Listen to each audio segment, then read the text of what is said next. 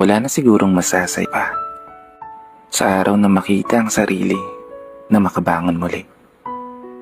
Masilayan yung mga ngiti na dating nagkukunwari.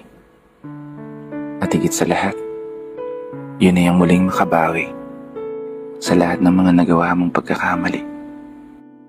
Mga pagkakamaling naghatid ng aral mula sa nakaraang hindi na maibabalik.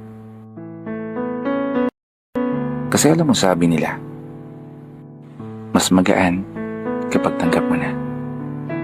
Mas madali kapag alam mo na. Mas masaya kapag handa ka na. Oo, handa ka na. Harapin at tanggapin lahat ng mga nakikita ng iyong mga mata. Maging matatag at maging matapang sa kabila ng nararamdaman mong kaba. Sa kabila ng hirap na pinaparanas sa iyo ng mundo. Na yung dating inakala mong hindi mo kaya, kaya mo pala. Kaya mo nga pala talaga tumayo ng mag-isa. Humakbang at dahan-dahan umusad palayo.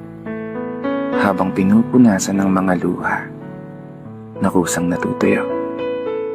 Mga luha na nagturo sa iyo kung paano nga ba makipagbuno sa nararamdaman mong sakit, pagod at lungkot na nagtatago sa puso, habang ang isip ay unti-unting natututo.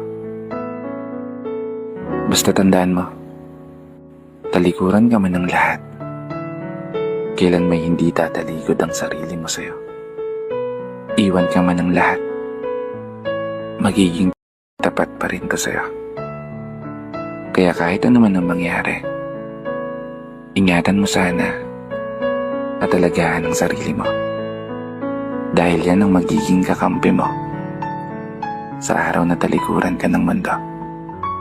At sa oras na walang nandyan para sa'yo.